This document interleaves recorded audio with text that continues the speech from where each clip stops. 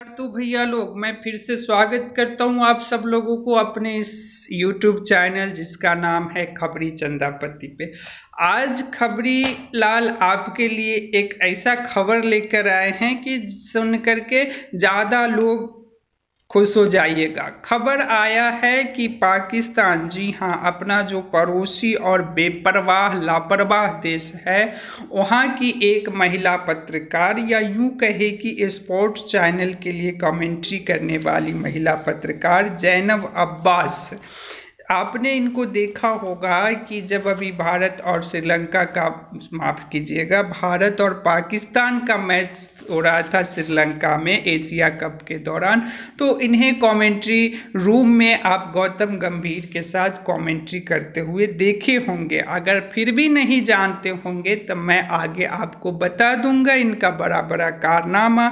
इन्होंने, मैडम ने क्या क्या कमेंट करी, क्या ट्विटर, जो अब एक्स हो गया है, पहले ट्विटर था, ट्विटर पे क्या क्या कमेंट करके भारत की खिल्लियाँ उड़ाई, भारत की मजाक करे, भारत को धर्म में बांटने की कोशिश करी, भारत को पूर्णतः शाकाहारी कही, माँ काली तो माँ, आगे बोलूँगा नहीं तो आपको भी गुस्सा लगेगा। तो ऐसे ऐसे न जाने कितने सारे बात बोल करके भारत का मजाक बनाया, यहाँ के लोगों को मजाक बनाया। मुझे आश्चर्य होता है भारत सरकार के उन अधिकारियों पे जो कि बिना सोचे समझे, बिना बैकग्राउंड जाने हुए किसी को वीज़ा दे देते हैं आने के लिए या जाने के लिए। खैर चलिए, वो सरकार का काम है, सरकार जाने। मैं आगे आपको बताता हूँ कि ये जो महिला पत्रकार है जिनका नाम है जैनब अब्बास, स्पोर्ट्स चैनल्स के लिए कमेंट्री करते हैं, आखिर इनके साथ भारत सरकार ने ऐसा क्या कर दिया कि ये अभी सुर्खियाँ बन गए हैं। जी हाँ, ये भारत सरकार अभी वर्ल्ड कप में मैडम आई थी, या यूँ कहिए कि मोहतरमा आई थी कमेंट्री करने के लिए। इनको प्रेजेंटर के तौर पे, पाकिस्तान के प्रेजेंटर के तौर पे शामिल होना था, लेकिन इनके खिलाफ PIL दर्ज हो गया दिल्ली में, तो इनके ऊपर कोर्ट में पेशी होने का डर था। उससे पहले ही भारत सरकार ने इनको भारत छोड़ करके जाने का आदेश जारी किया। मैडम भागे भागे गई दुबई में जाकर के सोशल मीडिया एक्स पे जाके पोस्ट की कि भारत सरकार ने मेरे ऊपर गलत आरोप लगा करके मुझे भारत देश से बाहर कर दी है। उसके बाद जो पाकिस्तान की एक न्यूज़ एजेंसी है समी टीवी ने भी उनकी इस जो बातें थे उसको टीवी पे चला करके उनकी सारी बातों को सही साबित किया। तो उसके बाद से पूरे भारत में और पाकिस्तान में ये सुर्खियाँ बन गया। मैं थोड़ा सा आपको ये इनके बारे में बहुत ज़्यादा जानने की ज़रूरत नहीं, लेकिन इनके कारनामों को जाने कि इन्होंने ऐसा क्या कर दिया कि भारत में इनके खिलाफ इतना ज़्यादा गुस्सा हो गया। और होना भी चाहिए भाई, ठीक है, आप कहीं भी रहते हैं, हो सकता है आपके मन में किसी धर्म, किसी जाति के लिए बैर होगा, लेकिन उस धर्म और जाति के लिए जो आपका बैर है वो ठीक है तब तक जब तक वो आपके अंदर है। अगर आपका बाहर आ करके वो लोगों के सामने आपकी जो बैर का मनोवृत्ति है, गुस्सा वाला मनोवृत्ति है, वो आ जाता है, तो फिर समाज के लिए ठीक नहीं है। तो भारत सरकार को महसूस हो गया, यहाँ के लोगों को महसूस हो गया कि मैडम किस तरह से आग उगल रही थी।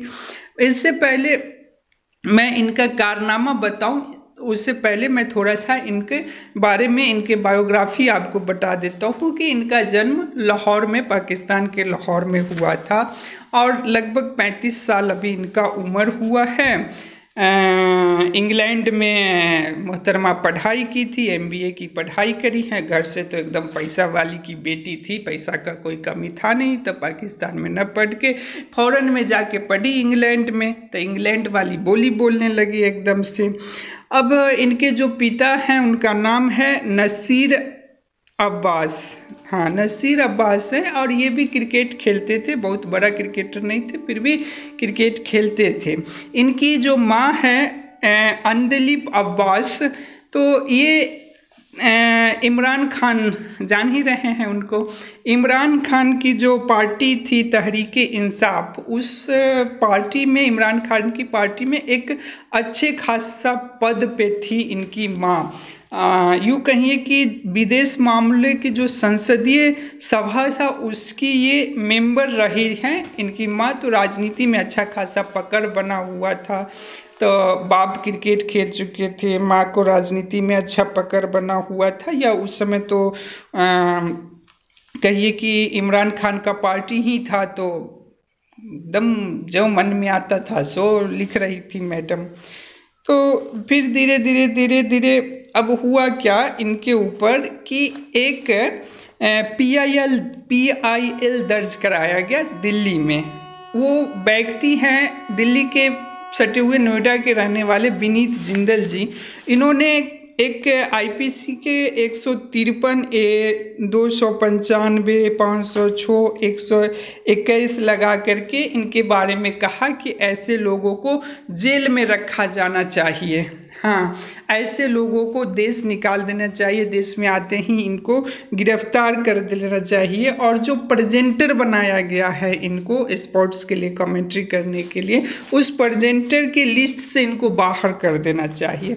सरकार ने जब इनके बारे में जांच पड़ताल शुरू किया तो पाया गया कि कुछ चीज़ जो इन्होंने कारनामा सब किए हैं, अब मैं ज़्यादा आपको नहीं परेशान करूंगा, मैं इनके कारनामा सब के बारे में आपको थोड़ा सा बता दूं कि इनका कहना था, इन्होंने अपने सोशल मीडिया पे लिखी थी, दिल्ली तो गाय की पेशाब की तरह बदबू देती है। जी हाँ, भारत की राजधानी दिल्ली गाय की पेशाब की तरह बदबू देती है। मोहतरमा, जब आपको इतना ही बदबू का मतलब लग रहा है तो आप काहे पाकिस्तान से भारत आए सूंघने के लिए का? अब पेशाब है, टट्टी है, कुछ है तो है इंडिया में। आप पाकिस्तान में रहते, आपके पाकिस्तान का लाहौर, कराची सब तो एकदम सुगंधित है, बहुत आनंद मिलता होगा वहाँ, वहीं रहते, काहे आगे यहाँ गाय का टट्टी और पिस्सू सूंघने के लिए।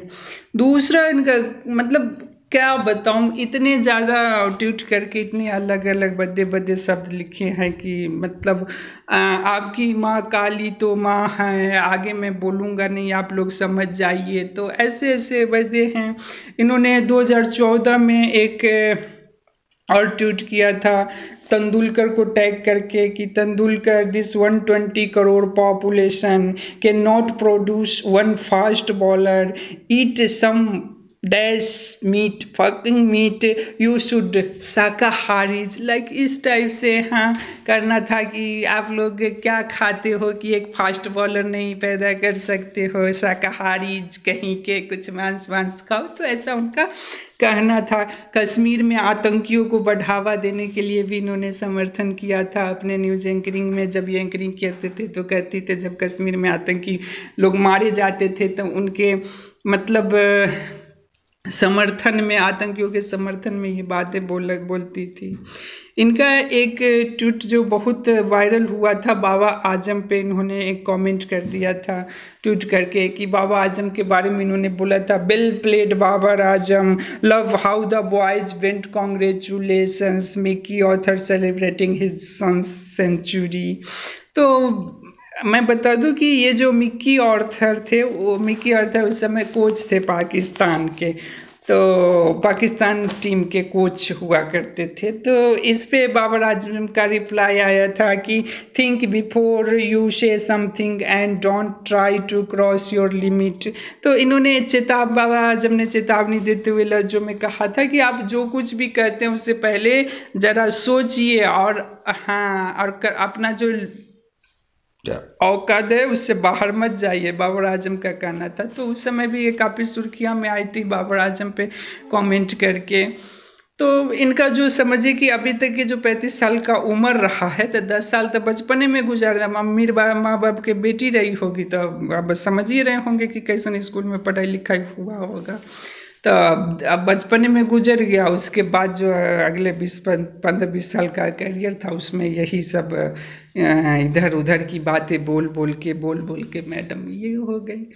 तो भारत सरकार को सोचना चाहिए कि भाई आप कौन कौन आदमी सबको, अधिकारी लोगों को बैठा रखे हैं कि ऐसे ऐसे लोगों को वीज़ा दे देता है, आराम से भारत में आ जाता है या भारत से बाहर भी चला जाता है। तो तनी सोच समझ के काम कीजिए भाई। ठीक है, जाति धर्म की लड़ाई सब जगह चलती है, लेकिन इतना नहीं हो जाना चाहिए जाति धर्म की लड़ाई की मतलब खुल करके आप किसी का विरोध करने लगिए, किसी का एकदम समर्थन करने लगिए, ताकि लोगों में नफरत फैले, एक दूसरे में जो हो दुष्भावना का शिकार बन जाए, लोग एक दूसरे के मरने मारने पे उतावला हो जाए। तो इन सब चीज़ों से बचिए आप सब लोग भी।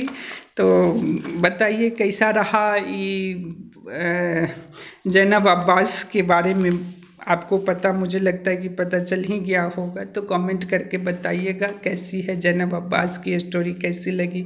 भारत के खिलाफ जो आग उगल रही थी, आग का तपिश कैसा लगा, और भारत सरकार के द्वारा जो उठाया गया एक कदम है, डिपोर्ट कर दिया, देश से निकाल दिया कि अब ऐसे नहीं करोगे, जाओ मेरे देश से।